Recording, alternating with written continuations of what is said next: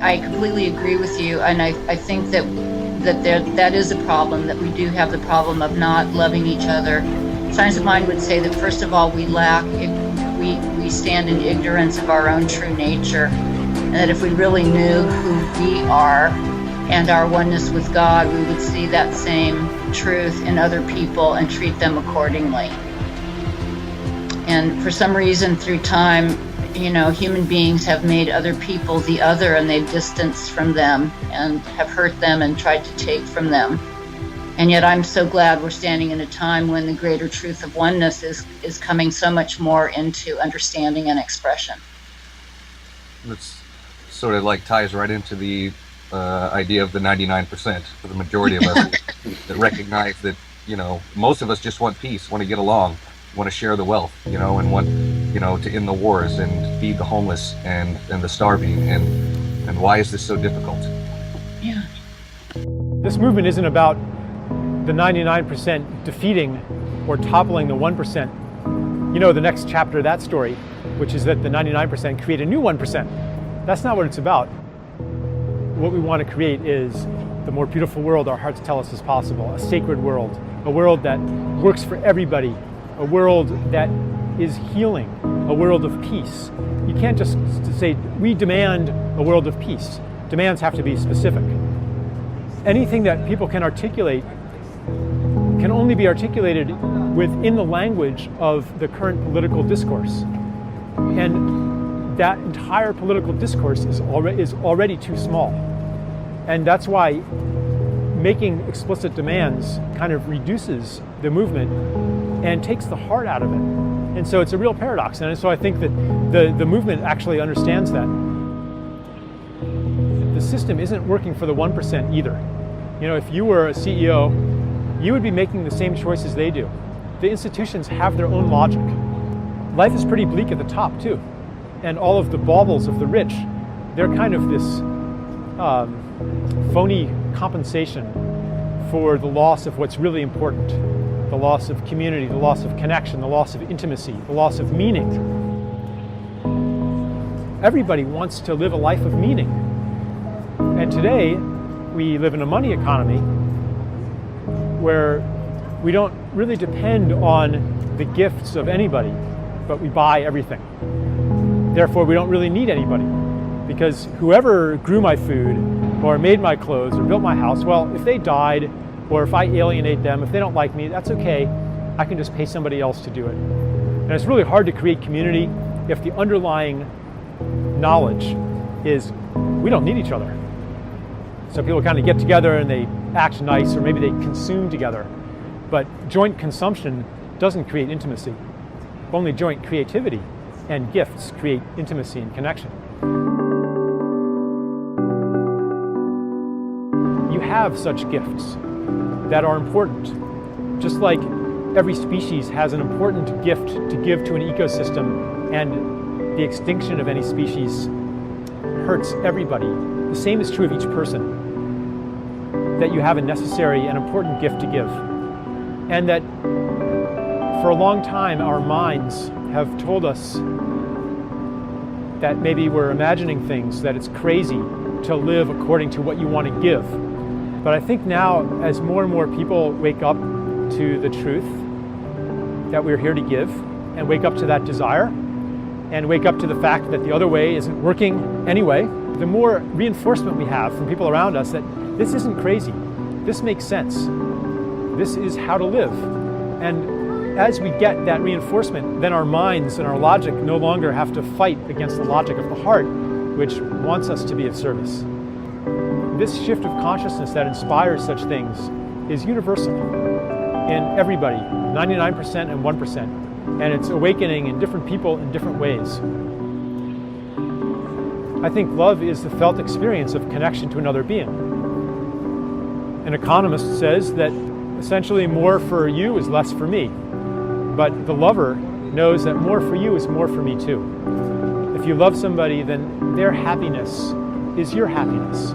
Their pain is your pain. Your sense of self expands to include other beings. That's love. Love is the expansion of the self to include the other. And that's a different kind of revolution there's no one to fight. There's no evil to fight. There's no other in this revolution. Everybody has a unique calling, and it's really time to listen to that. That's what the future is going to be. It's time to get ready for it and to help contribute to it and make it happen. Reverend Kathy, the Occupy movement is something that many of us either participate in or feel strongly about. But in fact, I was just down in D.C. yesterday visiting the Occupy encampment there, and I'm a very political person, and I'm very interested in seeing what you think about having an element of cynicism in one's life, or where I think that maybe it's necessary. Is there such a thing? Do you think that there is such a thing as being a spiritual person, being aware of that, trying to live a spiritual life, while also being a part of a political process? You know, I think we stand in a time when we need to do what we're guided to do. And we're also in a time where we're welcoming a new world, because we're seeing so very clearly what is not and has not been working well. I'm pretty fascinated by the Occupy movement. I haven't gone down to engage, but I'm watching. And I love the tone of what's spoken and the feeling that I get from it. And there's something really new that's coming in through this movement. In its essence. I just yesterday became acquainted for the first time with Gene Sharp and his work, and I understand that he's somebody who's being read for the movements that are happening from dictatorship to democracy. So I'm fascinated with that. I'm looking forward to reading more. But they're more than getting involved in it. I'm just watching the evolution, and I'm standing as one who welcomes a world in which this truth of oneness is revealed, and these things that are not equal, fair, just, and helpful are transformed. And so, can you be political and spiritual too? Absolutely, Isaac. You're proof of that. Yeah, I would say that there's a little bit of I'm very happy with who I am, and I do love what the person that I have learned to become and what I'm offering the world. But there's a little bit of an unsettledness inside of me when I share things, for instance, through Facebook, and I think that Facebook is and these types of social media are so invaluable, because to me it seems as though we're experimenting with the collective unconscious or even the collective consciousness by using social media. And what I share, I want to actually matter. So therefore, I don't really share that I'm going to work or that I'm using the bathroom or things like that. I share things that I think people should be considering. And that is sharing certain things, certain opinions is an affront to many people's belief systems.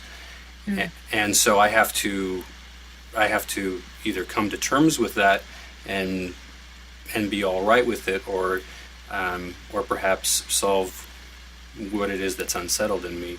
And so I don't know. I don't think that it's my place to necessarily be smacking the back of the hands of people who feel differently. But I do think that there's something to be said for, as Eddie Vedder of Pearl Jam once said about a teacher that he admired, a hard touch. Not everything can be, not all love is warm fuzzy. Some of it is a little bit difficult. So what are your thoughts on that? You know, I guess I want to go to the Science of Mind statement that we seek to be for something and against nothing. And of course, that's not all. And I think what the emphasis is there is that we speak about what we are for and the good that we're for and the things that we're trying to bring into being. And of course, sometimes we can't help but have that be a statement against. I'm just going to, there's just so much going on. Evolution is happening so fast that, and I think we're learning so rapidly. Where I stand these days is seeking not to make others wrong, but seeking to collaborate and to understand that we all look through different windows on reality,